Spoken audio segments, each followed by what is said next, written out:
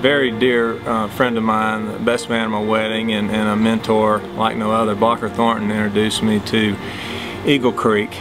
And I didn't know a lot about it. I just knew that it was heavy on his heart, and so he followed it, and we kept up, and he told me a little bit about it from time to time. And really, I could just see the excitement in his eyes every time, the passion, every time that I spoke to him. And he asked me to come to the men's group called The Gate. As I started coming 2 or 3 days a week, he would kind of point out, here's a guy that's just graduated, the program I've been working with. Here's a guy that's in it now. Here's a guy that just got in. And there was one guy that really caught my attention. I asked Blocker, I said, hey, tell me what's the story here? Tell me about this guy.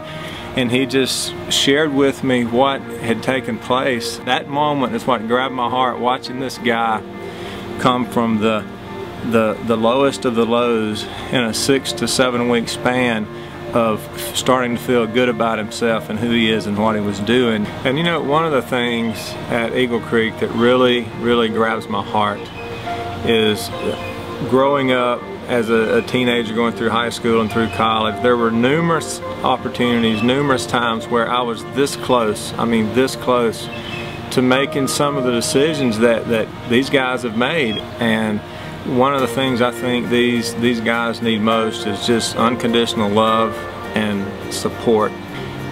It's God's calling for us to do this. And I don't have hands-on time to spend, due to the demands of my job, to spend a lot of time face-to-face with the guys.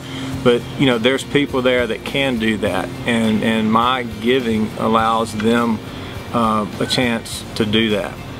The first check I gave, about 3 weeks later, I received a letter in the mail, and it was a picture of a guy and his story and his testimony that because of my donation, it offered him a scholarship to come to Eagle Creek Recovery Center. At the same time I got involved in Eagle Creek, God was orchestrating this business, and I committed to giving 20%, which put me in a situation to be able to give and support Eagle Creek. I know that it's God's calling at this point in time in my life to support a ministry like this, and then on and on. You see the success stories, you see guys that come through that didn't have hope, they didn't have a destiny, and now they it turns their life around. Through the power of Jesus Christ, their life is turned around, and they have hope again.